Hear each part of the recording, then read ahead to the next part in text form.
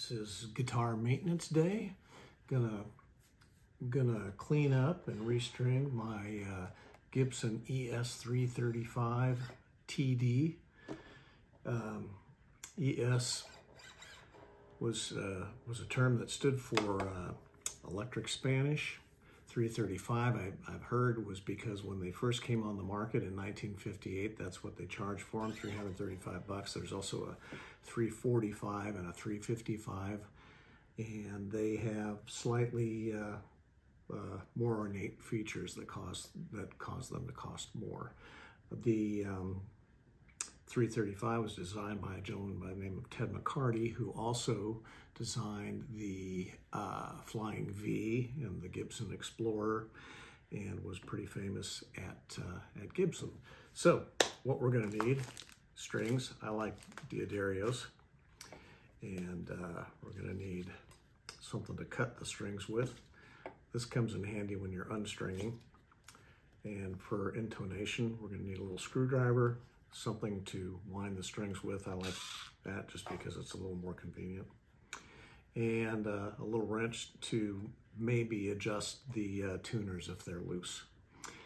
Also, lemon oil to treat the fretboard, polish for the body, and they call this nut sauce, and that is for lubricating the nut because of the angle on Gibsons. A lot of times the strings can stick.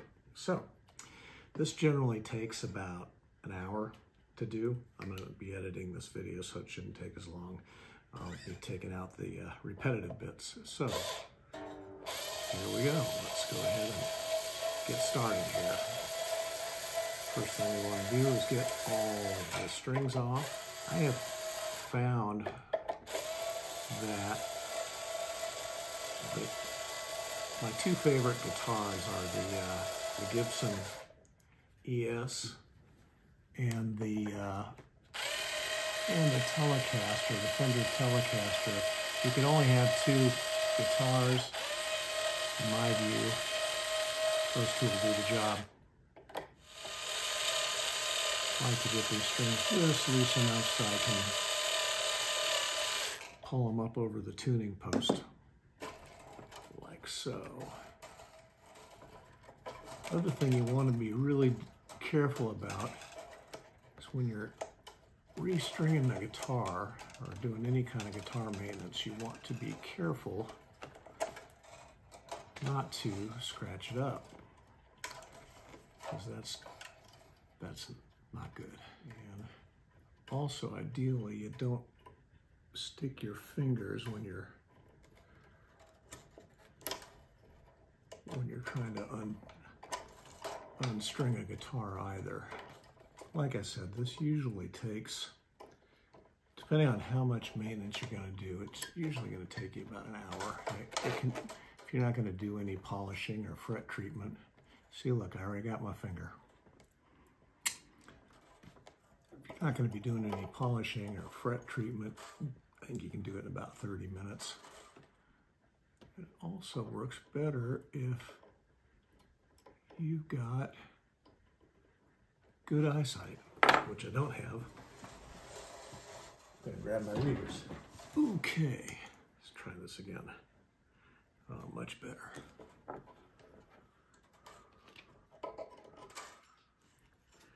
So some of the newer bridges, Epiphone is doing this a lot. It's got like a little pin in there that makes it so the bridge sticks. But anyway, we're just going to take that, set that aside for now.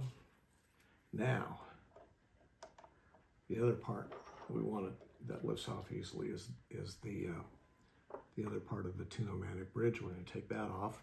And now we are to cleanup time. And with that, I'm going to grab my polish cloth. I like using the Gibson spray polish, actually. If you get like finite cracks, this guitar polish is more of a polish compound, and that works well. But just for regular day-to-day stuff, this is fine. The other thing is, as you do this, you want to make sure not to turn these down any. You want, so as I polish around there, I'm going to be holding those parts still so that they don't crank down and cause my action to become higher or lower than I want it. I like the way this guitar is set up, so I want to just leave it the way it is. So I'm going to hold those guys down when I'm polishing around them, like so. What I do is I guess kind of liberally get this on the this polish on the polish cloth. I'm going to start with the wet cloth to polish it up, and then I'll come back over it with my dry cloth.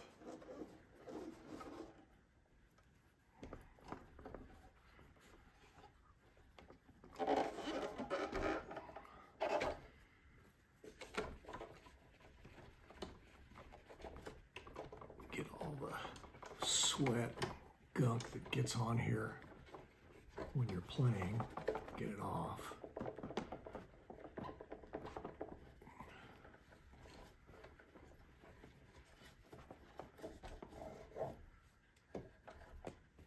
And the other thing I do is I want to, for when I'm restring it, I want to have the holes for the string to go this way through the guitar. So I'm going to get the tuners set up.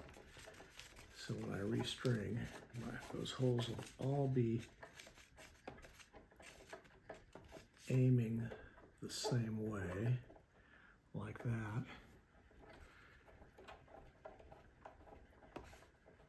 There we go. There we go.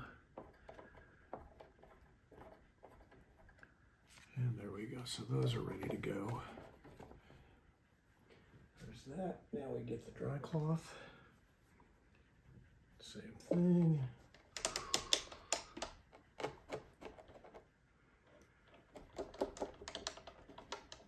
Careful to hold these bits down here so they don't change the height of the strings. Get a nice shine on there, and then also it just makes it so silky smooth that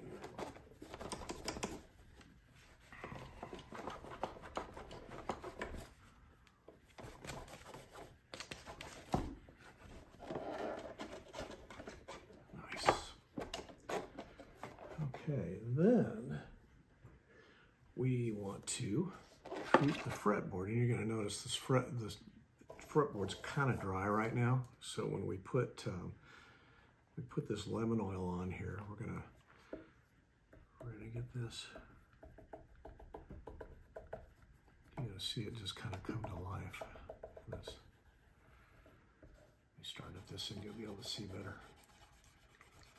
I'm gonna let this just soak on a little bit. Now,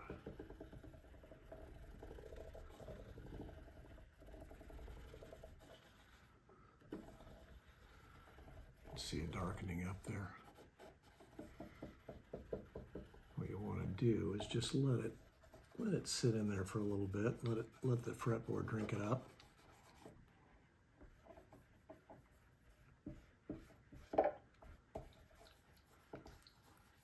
Anyway, after I do this, since I'm dealing with a kind of oil here, I'll want to go and wash my hands before I touch the rest of the guitar. A little cotton ball.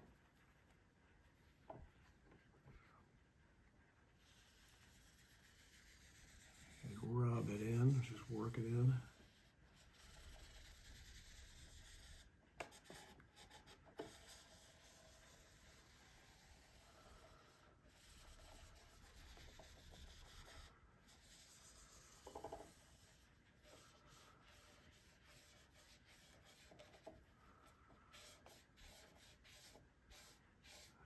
Nice and dark and pretty.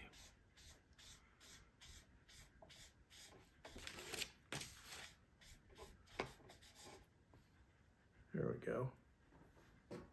And like I said, the fretboard's just going to drink up that you can see kind of a sheen on there, but the fretboard's going to drink this up. By the time we're done polishing here, you won't see that anymore. So I'm feeling a little oil on my hands. Before I do that, let's do the nut sauce. What I do is just get a little bit of this on here.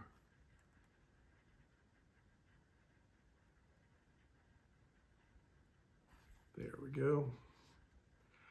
And and by the way, I had this wrench here for tightening up the tuners if they needed to. That was this little wrench, but they're nice and snug, so we're not going to need to do that. Anyway, we're going to come in here, just work a little bit of that in to the nut.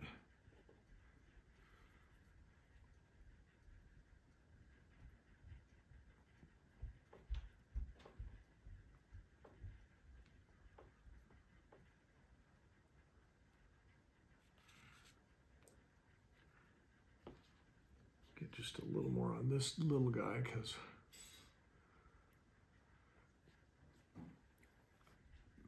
down near the high E string and the B and the G, it's a little bit too narrow for that other one.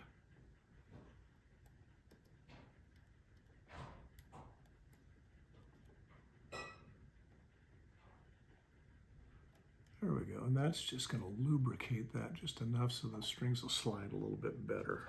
Okay, now we are ready to restring.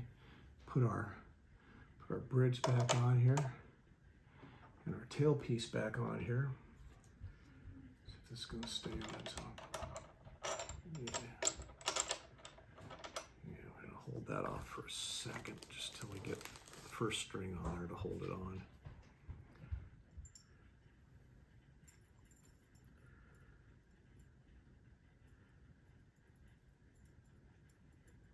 And generally, I don't know that it matters, but I usually try to get these on here so that they're sliding in like that. And we go up here. The other thing I do is generally I'll go one distance of from here to here. I'm restringing the first string right here. So I'm gonna take the length up to right there, and then I'm gonna bring it through from this side, from the inside. Okay, when I get to the other side, I'll also bring it. So the inside to the out, I wrap around the top, underneath, and over. And so see, I just made basically a little bend right there. And now that string is not going to go anywhere. Once I've done that, I can begin to rewind. Okay, next string. See, once I got that first one in, it held it right. Oh, the other thing is you want to make sure that you're seated on the bridge saddle right there, which we are.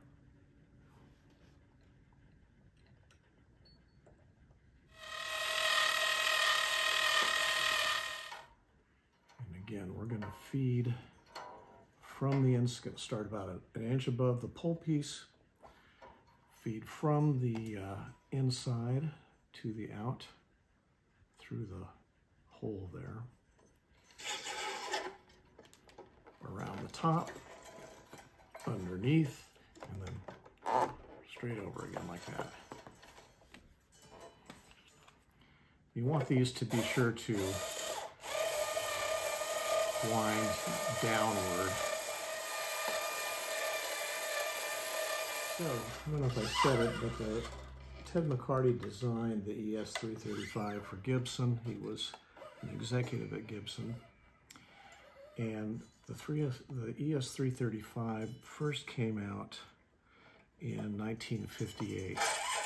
And it was the 335, what they call the 335 dot, and that referred to the inlays. Mine has block inlays, which were first introduced in, I think, 1961. So this model is kind of more modeled after a 61.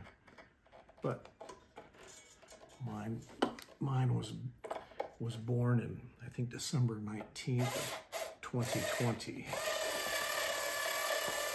But it's a classic design, so hasn't undergone a whole lot of changes because it's great just like it is. Okay, so boom. I like to make sure that those guys are still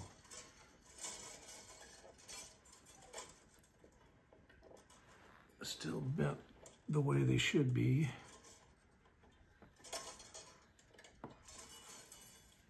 And then we can cut these guys off because we're not going to need that extra string anymore. I like to leave, you know, maybe at least 1/8 of an inch, less than 1/4 of an inch.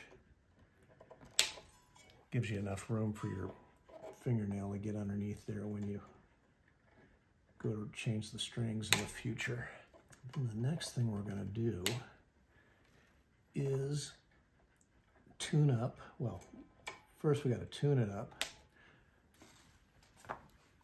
And then we got to, I've got my Boss TU12 guitar tuner here.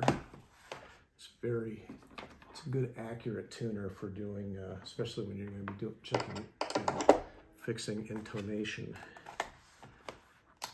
And let's get into a basic tune first. I want that to be, wow, I had it pretty close. It needs to be E. There's E. Okay, now basic tune. Now, what we got to do is we got to stretch these strings, otherwise it just won't stay in tune. And every part of the string, like right here, you need to stretch that, you need to stretch this.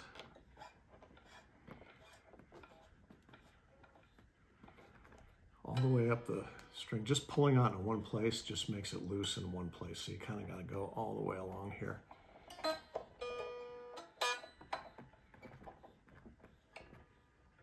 See how I'm doing this, going up. Same thing here, next string that's in the E string.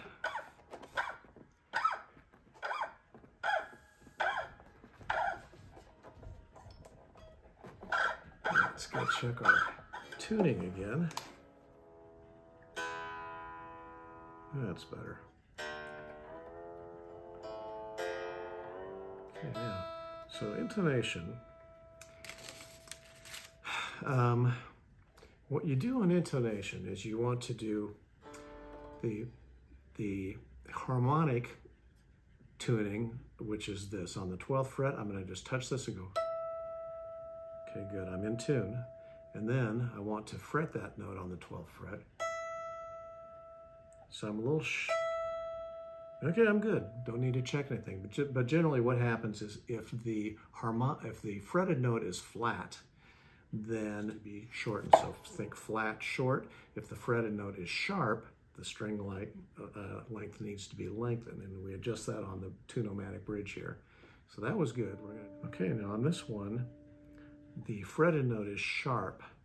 So this is where I take my little screwdriver here on the D string, and I'm going to turn it so it makes the string just a little bit longer, which is going to be a counterclockwise turn. I just turn it a little bit. Let's try it again. And generally when you do this, you gotta retune that whole string again. Now, okay, fretted is in tune. There, that was good. Didn't take much else. And with that said, we have a nice, polished, shiny, fresh-stringed, treated fretboard. And that is Randy's guitar maintenance of the day. Oh, by the way, check out www.bandofrandys.com. I got an album out. Would love for you to hear it. And with that said, thank you.